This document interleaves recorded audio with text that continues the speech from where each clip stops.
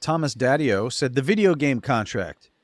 Remember, games make exponentially more profit than the movie industry. The NJPW deal and obviously the investment of stocks in other places are probably a factor. Forbes can never be trusted, though. I really don't think UFC is worth as much as everyone says either. I don't know the video game deal. I don't know the video game deal.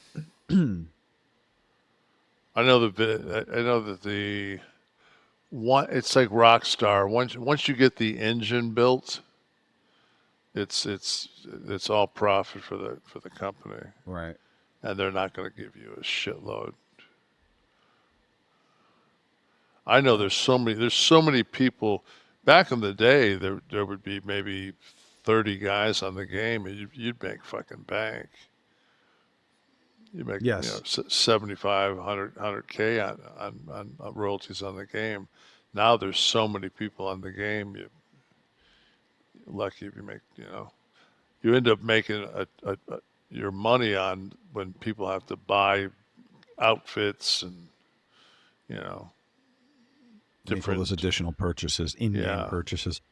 I think the first merch participation for workers that was a real big deal were the old action figures in the 80s when, if you were Hogan, you had the giant t-shirts. Rubber ones. Yes. If you were Hogan, you had the t-shirts, the headbands, and the posters and lunchboxes and all that stuff. Maybe the top 3 or 4 guys, but it was an opportunity for the rest of the roster to participate. And I remember Sheiky telling me his first quarterly check in like 85 was $80,000. So for these guys who had for years never really made any real money in merch, that was the tipping point.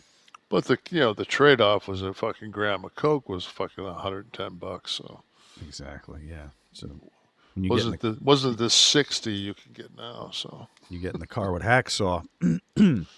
Keep it down. Let's see this. What is this? Kevin Nash video game appearances.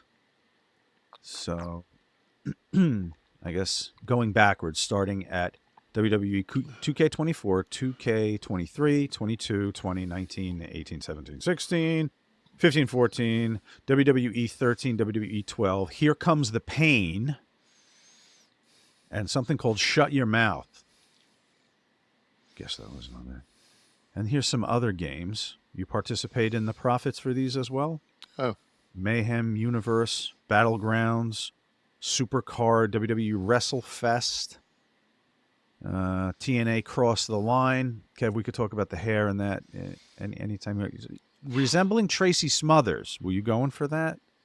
It looked nothing like Tracy Smothers. Right? TNA Impact, Cross the Line.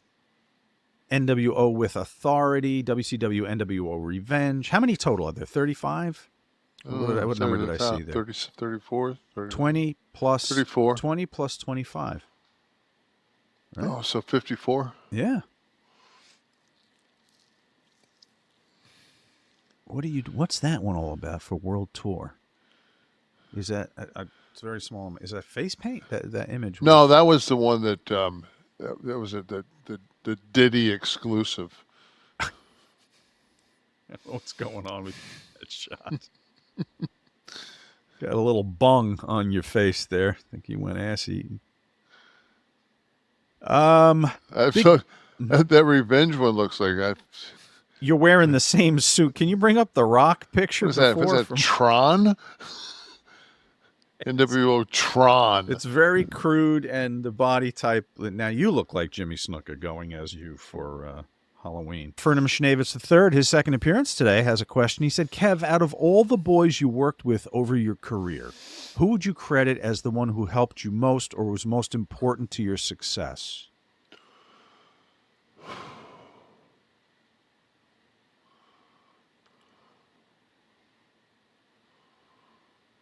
It's not just one. I would think that Scott and Sean were probably the most instrumental because as I was the Diesel character and was the bodyguard outside, and then was backstage every night, and then in the car with it was just the three. At that time, it was just the three of us traveling. that I just basically watched, the entire process. Mm. How you talked about the match in the car, how you went into the building, changed the things, how you went to the ring, worked the match, came back, then, tweaked, took out, so it was just, yeah, definitely from a psychology work, like the whole, just to learn the proper way to do the process.